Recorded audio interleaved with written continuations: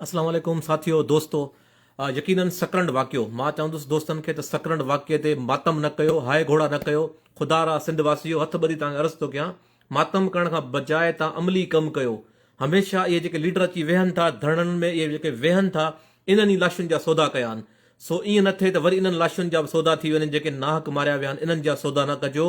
ख़ुदा रा सिंध वासियो अमली कमु कयो। मां ही सिंध वासियुनि खे हथ ॿधी अर्ज़ु थो कयां, मूं कॾहिं हथ न ॿधानि, पर अॼु जेके नाहक माण्हू मारिया विया आहिनि इन्हनि ते मां हथ ॿधी अर्ज़ु थो कयां।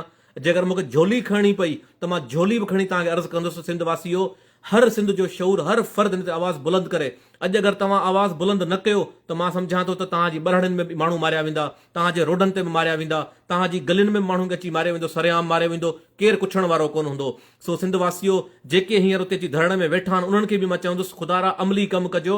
तव्हां हमेशह सिंध जे माण्हुनि लाइ वेहो त था, पर अमली कमु तव्हांजो किथे बि नज़र कोन थो अचे। तव्हां धरणे में वेठो, कश्मीर में वेठो धड़नि लाइ, पर उते अमली कमु नज़र न आयो। उते रुगो मुख़्तलिफ़ सियासतूं थियूं। ख़ुदा रा हाणे सियासत न कयो, मातम न कयो, पिटियो न, अमली कमु कयो। जिन इहो वाक़ियो कयो आहे हुननि खे करार वाक़िए जी सज़ा जो मुतालबो कयो ऐं जल्द खां जल्द रियासत सां मुतालबो कयूं था त हुननि खे गिरफ़्तार कयो वञे, अमली कमु कयो वञे। ईअं न त हमेशह जीअं ॿिया माण्हू मारिया विया, जीअं इहो फातिमा फुरोड़ जो केस थियो, जीअं सिंध में ॿिया वाक़िया थियनि पिया, को दाद फरियाद कोन पियो थिए। सो दोस्तो सिंध वासियो, ख़ुदा रा तव्हांखे हथ ॿधी अर्ज़ु थो कयां, हिन एतिरो आवाज़ खे बुलंद कयो। सिंध जे हर शऊर खे असां इहो हथ ॿधी अर्ज़ु चवंदुसि। मां स्पेन मां इमरान हसन लांडर त बाबा ख़ुदा रा सिंध वासियो, पंहिंजे हक़ लाइ निकिरो, पंहिंजे आवाज़ लाइ निकिरो। घटि में घटि असांखे एतिरो हक़ त ॾिनो वञे जो असांखे मारियो त न वञे, नाहक असांजा लाशा त न उछलाया वञनि। कॾहिं ॾिसो अफ़ज़ल उन खे मारियो थो वञे, कॾहिं ॾिसो त हीउ जेको अॼु वाक़ियो सकरंड जो वाक़ियो, माड़ी जलबाणी जो, मां सम्झां थो सिंध जी तारीख़ जो इहो तमामु ख़तरनाक वाक़ियो आहे। हीउ पूरे सिंध जो क़तल आहे।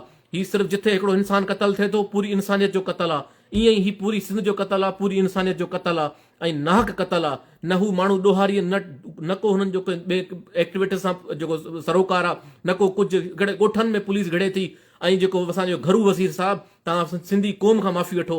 तव्हां चओ था त हीउ हिते जेको बम्बार हो, कहिड़ो बम्बार हो? तव्हां त हिकिड़ो असांजी क़ौम ते जेको तव्हां लॻायो पिया, एलिगेशन पिया लॻायो त माना असां दहशतगर्द आहियूं, सिंधी दहशतगर्द आहियूं। सो ख़ुदा रा आर्मी चीफ साहिबु, तव्हांखे उहो ॾींहुं बि यादि हूंदो जॾहिं अभिनंदन जेको अची ॿिए मुल्क मां, इंडिया मां जहाज़ खणी अची पाकिस्तान में जेको जहाज़ उछलायो, त तव्हांजी फोर्सिस, तव्हां असांजी रियासत हुनखे ॿधण खां पोइ गिरफ़्तार करे हुनखे महिमान ठाहे रखियो। महिमान ठाहिण खां पोइ तव्हां हुननि जे हवाले कयो।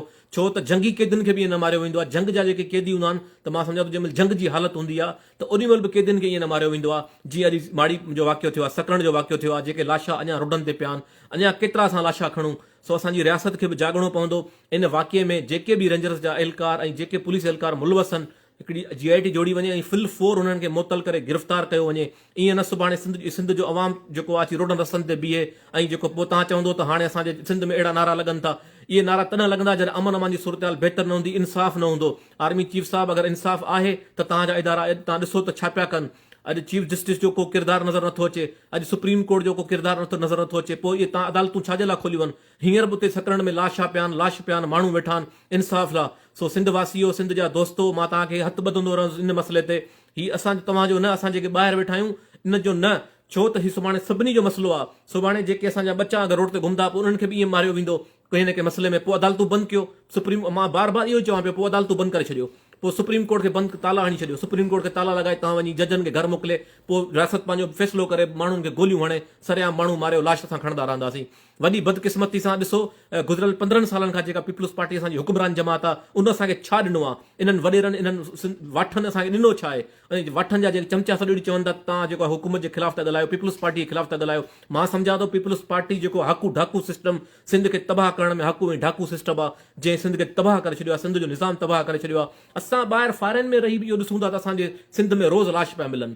रोज़ असां ॾिसूं पिया सिंध में को न को लाशो पियो खॾे, को एम्बुलेंस कोन्हनि त रक्षन फटनि ते लाशा पिया खॾनि। पीपल्स पार्टी वारा जेके चवनि था मिनिस्टर मुराद अली शाह, तूं हिकु पूरे क़िस्म जो अब्दुल्ला शाह जो पुटु ई कोन्हे, तूं नामुराद अली शाह आहीं, तूं अब्दुल्ला शाह जो पुटु कोन्ही, तोखे अब्दुल्ला शाह जो पुटु सॾाइण में असांखे जेको आहे शर्म थो महसूसु थिए। तूं सैयद न आहीं। तूं अगरि सैयद हुजी आ, तुंहिंजी सिंध ईअं न रुले आ, तुंहिंजी सिंध में जेके माण्हुनि जा ईअं लाशा न मिलनि आ। अॼु लाश खणण लाइ उते असां वटि रक्षा कोन्हनि, रक्षा फटा आहिनि जिते माण्हू लाश पिया खणनि, एम्बुलेंस कोन्हनि। सो तव्हांजी अस्पतालुनि जेको तव्हांजी कारकर्दगी आहे, तव्हांजो पंहिंजो ज़िलो तबाह लॻो पियो आहे। नामुराद अली शाह, तव्हां हिकिड़ो नामुराद आहियो, सिंध जा नामुराद शाह आहियो। असांखे त तव्हांखे अब्दुल्ला शाह जो पुटु चवण ते बि शर्म थो अचे। अब्दुल्ला शाह हिकिड़ो गैरतमंद हो, पर तव्हां में उहा बि गैरत कोन्हे का। तव्हां अॼु किथे आहियो? अॼु तव्हां सिंधुनि ते हुकुमरानी करण वारा, हाणे तव्हां निकिरंदो इलेक्शन मां ॿाहिरि अची सिंधुनि ते पंहिंजी सियासत ॾेखारींदो, सिंध सिंध भाकुर पाईंदो। इहे असांखे नथी खपे। महिरबानी करे असांखे अमन खपे, असांजे माण्हुनि खे तहफ़ुज़ खपे। सुभाणे असांजा बच्चा मारिया वेंदा, पोइ असां कंहिंखे चवंदासीं? असांजा माण्हू यतीम कया पिया वञनि, टे लाश हिकु घर जा किराइनि पिया, 4 लाश मायुनि खे गोलियूं, घरनि जी 4 दीवारी तकदुस पमाल पई थिए। मां सम्झां थो टंडो भावल खां पोइ तमामु वॾो ख़तरनाक वाक़ियो आहे। अगरि असां ख़ामोश रहियासीं त सुभाणे असांजा बच्चा रोड रस्तनि ते ईअं मारिया वेंदा। सिंध वासियो, मां तव्हांखे बार बार अपील कंदुसि, इन मसइले ते मूंखे हर 5 मिंटनि खां पोइ अचणो पियो, मां लाइव ईंदुसि। ख़ुदा रा हिन मैसेज खे एतिरो आम कयो, पूरी दुनिया खे ॾेखारियो असां दहशतगर्द न आहियूं, असां पुरअमन क़ौम आहियूं। असां कहिड़ा असां जेके इहे तव्हांजे सरदारनि, तव्हांजे हुकूमत पीपल्स पार्टी असांखे ॾिना, सरदार भोतार मीर, जिन खे सपोर्ट जेके तव्हांजा माण्हू खणाइनि था, उन्हनि वटि गोला पिया आहिनि, उन्हनि वटि हथियार पिया आहिनि। तव्हां ॾिसो कश्मीर कंदकोट में कंहिं उन्हनि खे सपोर्ट कई, पीपल्स पार्टी सपोर्ट कई। तव्हां ॾिसो लाड़काणे खे, जेका कचे जा इलाइक़ा, उन्हनि बि ॾिसो त कंहिं सपोर्ट कई, पीपल्स पार्टी जा। हींअर बि सिंध में हथियारनि जो जेको बि सिस्टम आहे, पीपल्स पार्टी मिनिस्टरनि सां थियो आहे। सिंध में मंशियात हर शइ पीपल्स पार्टी जी, पूरी ज़िम्मेदारी पीपल्स पार्टी जेका सिंध में मंशियात ॾिनी आहे, आइस जा मुख़्तलिफ़ नशा ॾिना आहिनि। सो पीपल्स पार्टी सिंध जी ओतिरी असांजी जवाबदार आहे जेतिरो रियासत जा इदारा आहिनि। असां रियासत खे मुतालबो कयूं था, आर्मी चीफ साहब खे, जे अगरि तव्हांखे ईअं ई करिणो आहे त पोइ तव्हां असांजा लाशा किरायो, बसि पोइ माण्हुनि खे मारियो, पोइ अदालतूं बंदि कयो। हाणे अदालतूं बंदि करे छॾियो, अदालत वारो तमाशो असांखे न ॾेखारियो। सो ख़ुदा रा, अगरि जे अदालत वारो तमाशो बंदि कयो वञे, ईअं असांजा मासूम माण्हू न मारिया वञनि। सो सिंध वासियो, इन मैसेज खे मां सम्झां थो, इन ते पूरो बियो, रुगो मातम न कयो, घोड़ा हयांसीं, मातम ज़ुल्म, असांजा माण्हू मारिजी विया न। कानून जा इदारा आहिनि, बियो पुरअमन बियो, इदारनि खे जॻायो, इदारनि खे ॿुधायो त भाउ असां दहशतगर्द न आहियूं, पुरअमन क़ौम आहियूं। जेको घरू वज़ीर चवे थो त हिते जेको बम्बार हो, कहिड़ो बम्बार हो? इन इलाइक़े में त कोई माण्हू ई कोन थो रहे जेको बम्बार, कहिड़ा बम्बार थी सघनि था? 2-3 ॾींहं पहिरें तव्हां ॾिठो त KPK जा मुख़्तलिफ़ इलाइक़नि जा माण्हू अची था ॿार अगवा पिया कनि। हिते इलाइक़े में आख़िर छो एतिरो कयो वियो आहे? असां इहो ॻाल्हि बि सवाल निशान कयूं था त हिते कहिड़ो बम्बार हो? घरू वज़ीर खे बि, सिंध खे बि माफ़ी घुरणु खपे, जंहिं सिंध क़ौम ते एतिरो वॾो इल्ज़ाम लॻायो आहे। फिल फॉर माफ़ी वठी इस्तीफ़ा ॾेई घर हलियो वञे।